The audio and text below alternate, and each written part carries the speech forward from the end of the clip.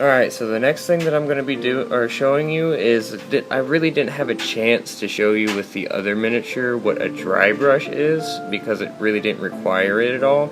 But a dry brush is literally the opposite of a wash, and the wash is where you can put on paint that'll build up in all the recesses and things like that and make everything a darker color.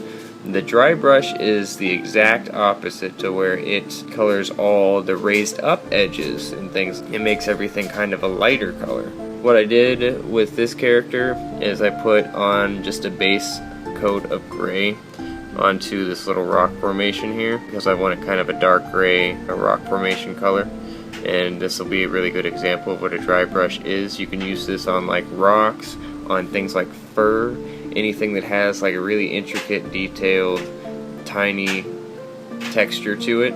You use a dry brush over it so that it'll actually come up and show off all that work. But for now, what we're going to do is we're going to wait for this to dry a little bit, and I'll show you what a dry brush is. Also, a dry brush is really good on things that you want to make look weathered or old or rusted or scratched or something of the sort. Pretty much anything that's more of like an organic feel to it. Almost a dry brush is pretty good on that. Things like leaves, on bark. Alright, next for the dry brush, what we're going to do first though is we're going to take a little bit of black, and I'm going to put a wash on the rock itself, and I'll show you why in a little bit.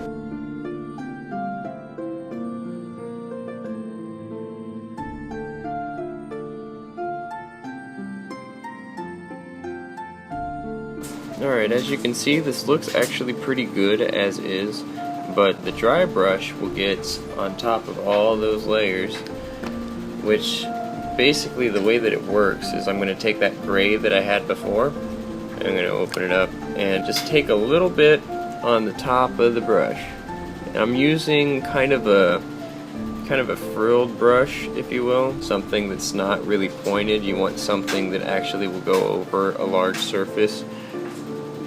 So a lot of people just use old brushes that don't work as well anymore, and so on and so forth. And I get a little bit on the tip.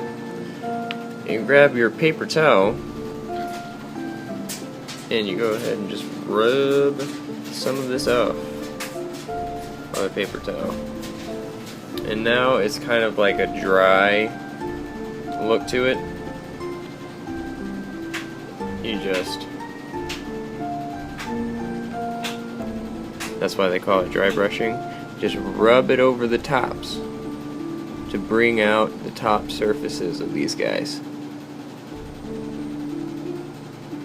So now the recesses look nice and dark, the tops of everything looks nice and light. I'm gonna get some more dry brush on here.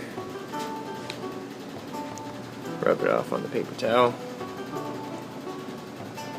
The tops will look nice and light and really pop.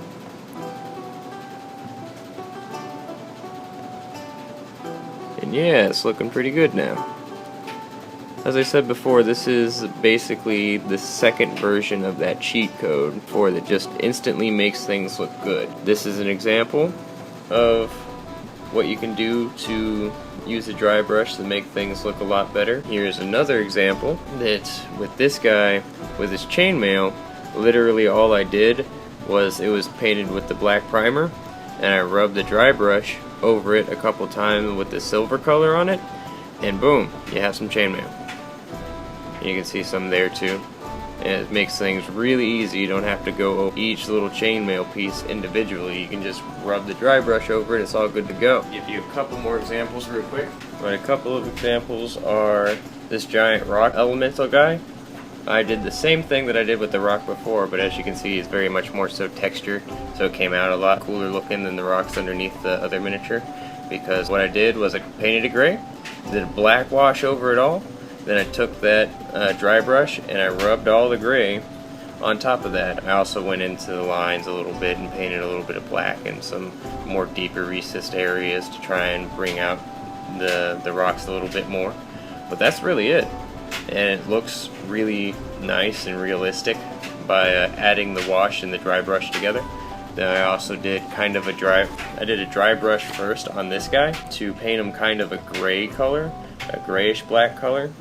And then I did a black wash, and then I did a final gray brush over like the horns here, over the fur around his neck, stuff like that to bring things out. I did the same with the base here, gray, then black wash, then dry brush over the stone. And I mainly kind of focused on the edges of the stone and stuff because that makes everything look sharper, nicer looking. And with fur, it's really important because I did a light brown, a dark brown, a black wash, and then a dry brush over this guy. So it makes the fur all nice and textured. And then same with this guy, I did literally pretty much the same thing as the rock, really, where it was a gray, black wash, and then dry brush of the lighter gray over the fur to make it look more interesting. As you can see, I made the actual dirt brown instead. So I did a gray, then a brown wash, and I think I left it at that with the dirt on this one.